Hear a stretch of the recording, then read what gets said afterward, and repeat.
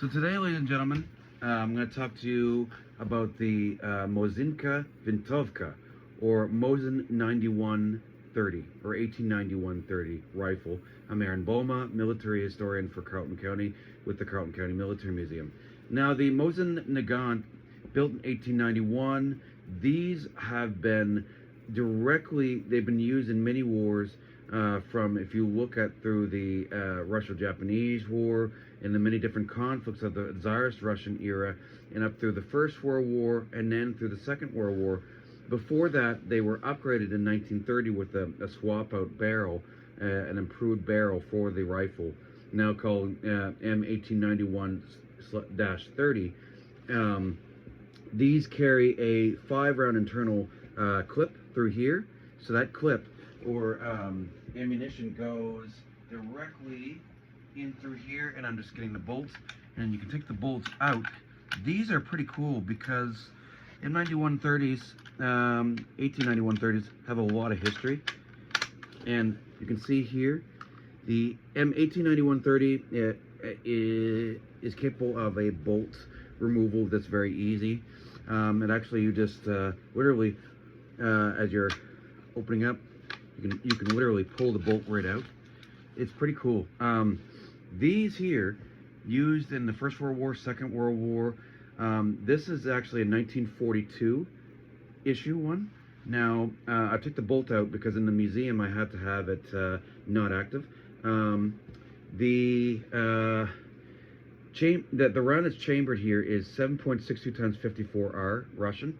Okay, so these were used up and throughout, even in the Cold War. Is a bolt-action rifle. They can shoot, standard is 500 meters, but can go up to 900, over roughly about 1,000, up to 1,000 meters, or above 1,000 yards. Like, they can go a long way. Very famous snipers, Vasily Zaitsev would have his equipped with a PU scope on it, and the famous sniper in Stalingrad.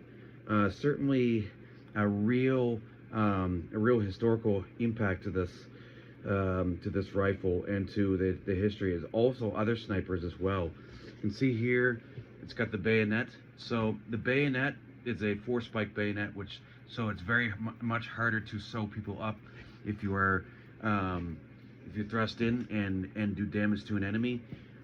This is, of course, here it's very simple with these bayonets.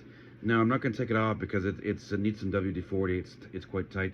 You flip it up, or you depress it, or press it down, flip it up, and slide it off the barrel.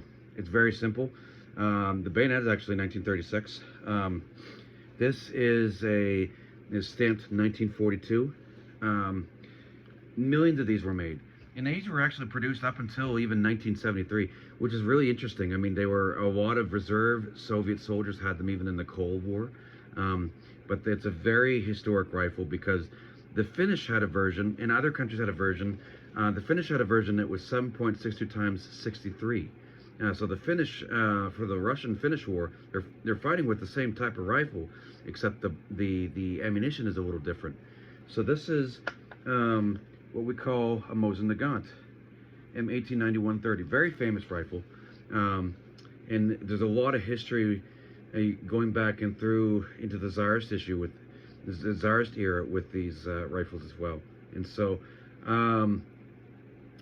these were used all the way through into Berlin, alongside other rifles, SVT-40, and of course for the Call of Duty fans out there, the beloved PPSH-71, and the PPS-43, among other submachine guns and machine guns.